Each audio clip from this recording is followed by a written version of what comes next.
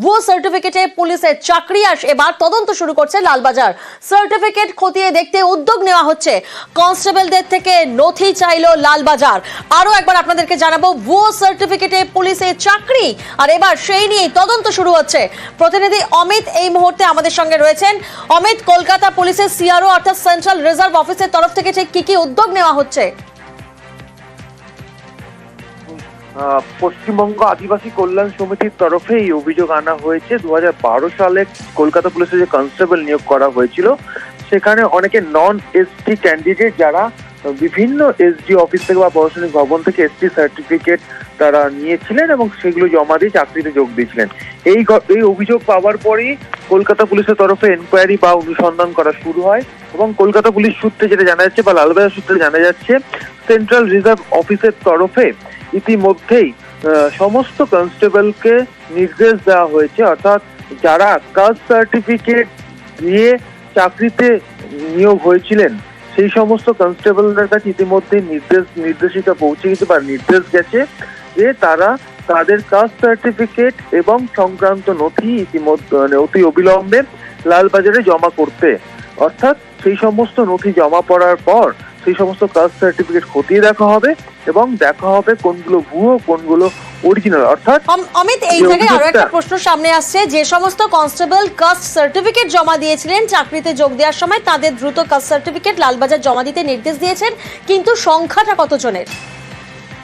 দেখো, এখনো পর্যন্ত পশ্চিমবঙ্গ আদিবাসী কল্যাণ সমিতির তরফ থেকে যে অভিযোগটা আনা হয়েছে যে 2012 সালে তাদের সন্দেহ হচ্ছে যে প্রায় 100 বা শতাধিক এরকম কনস্টেবল যারা রয়েছেন, যারা নন এসটি হওয়া সত্ত্বেও বিভিন্ন প্রশাসনিক ভবন থেকে এসটি সার্টিফিকেট তারা জোগাড় করেছিলেন। তাদের কথা মতো এগুলো ভুয়ো। সেই সমস্ত ভুয়ো এসটি সার্টিফিকেট দিয়ে তারা চাকরিতে যুক্ত হয়েছিলেন বা তাদের নিয়োগ হয়েছিল। এই অভিযোগ পাওয়ার পরে কিন্তু তদন্ত শুরু করা হয়েছে বা এনকোয়ারি করা হচ্ছে, বলা যেতে পারে এনকোয়ারি করা হচ্ছে। সেই জায়গা থেকেই সেন্ট্রাল রিজার্ভ অফিস, কলকাতা পুলিশের সেন্ট্রাল রিজার্ভ অফিস, তারা নির্দেশ ইতিমধ্যেই দিয়েছেন সমস্ত কনস্টেবলের কাছে, মূলত যারা কাস্ট সার্টিফিকেট দিয়ে চাকরিতে জয়েন করেছিলেন, অর্থাৎ এসটি এসসি এই ধরনের কাস্ট সার্টিফিকেট দিয়ে যারা চাকরিতে জয়েন করেছিলেন, প্রত্যেকের কাস্ট সার্টিফিকেট। তারা কি প্রত্যেকেই অমিত 2012 সালের কনস্টেবলের ব্যাচ, নাকি তার পরের ব্যাচও রয়েছে? দেখো, তারপর এবং তারপরের এবং তার আগের, এমনটাই বলা হচ্ছে লালবাজারের তরফে। অর্থাৎ 2012 শুধু নয়, 2014তেও যে রিক্রুটমেন্ট হয়েছিল, সেই 2014 ব্যাচেরও একইভাবে যারা কনস্টেবল যখন যে রিক্রুটমেন্ট হয়েছিল, অর্থাৎ যারা কাস্ট সার্টিফিকেট দিয়ে চাকরিতে জয়েন করেছিলেন, তাদের প্রত্যেকের কাস্ট সার্টিফিকেট এবং সংক্রান্ত নথি লালবাজারে জমা দিতে বলা হয়েছে এবং সেগুলো সমস্ত কিছু এক্সামিন করা হবে, খতিয়ে দেখা হবে, কারণ কারা ভুয়ো নথি জমা দিয়ে চাকরি পেয়েছিলেন সেটা আইডেন্টিফাই করতে চাইছে লালবাজার। বেশ।